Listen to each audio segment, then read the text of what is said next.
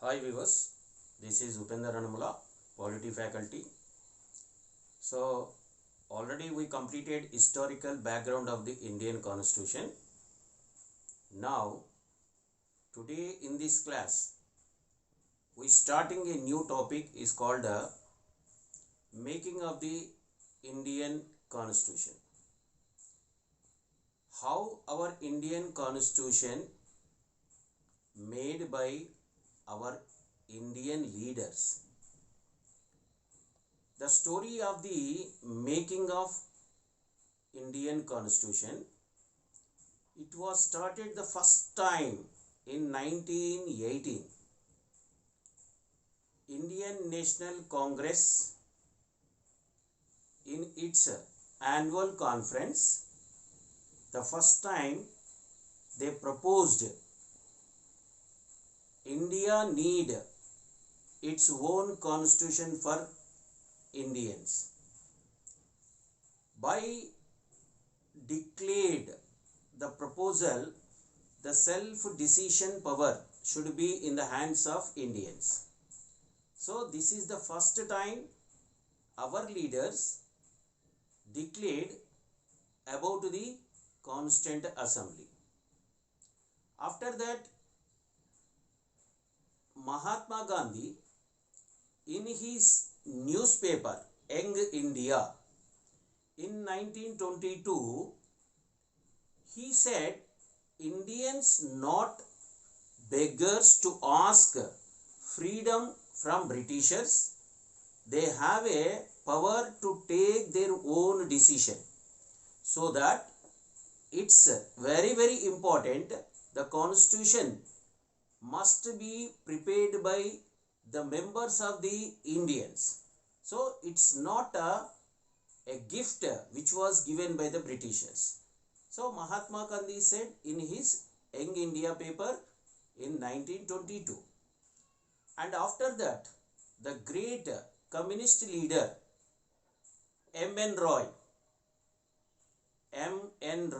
Manavendranath Roy, in 1934, he said Constituent Assembly was compulsory and that Constituent Assembly made constitution for Indians.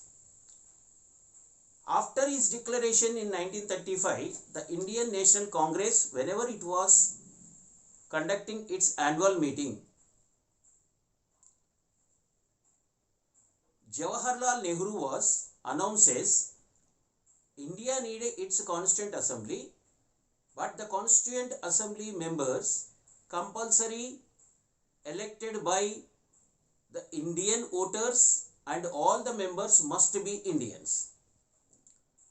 Here Jawaharlal Nehru, father Motilal Nehru also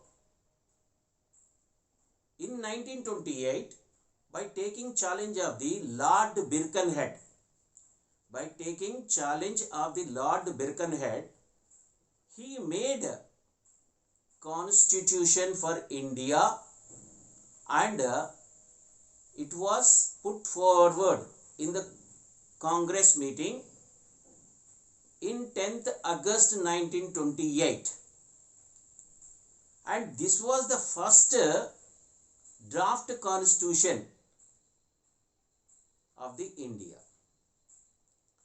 And finally in 1935, whenever the Congress was forced to the British government, the Britishers also come forward with their proposals. The first proposal was August offer. In 1940, in August, they came with one offer to India.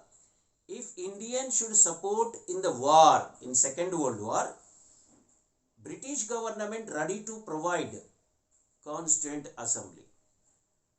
But here Indian National Congress leaders rejected this proposal. After this August offer, the British government sent a cabinet mission in 1946. In this cabinet mission, 3 members were there: Alexander, Petty Clarence and Sir Stafford Cripps. All these three members are also trying to convince our leaders. But the Muslim League was not accepted because it want separate constituent assembly for the Muslims.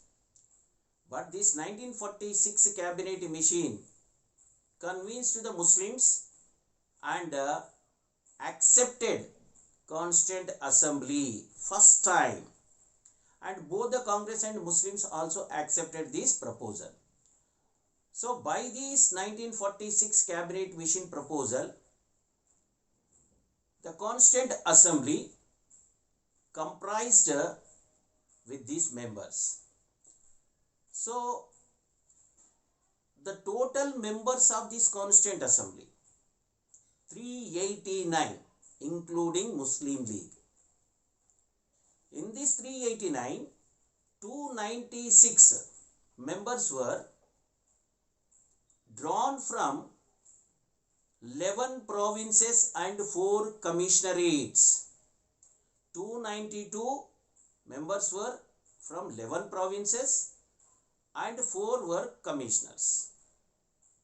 So these 296 members also divided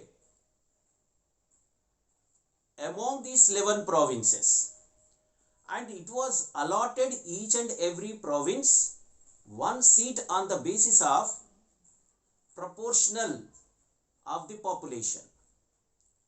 In proportion of the population means 10 lakhs population, one member was allotted, and all these constituent assembly members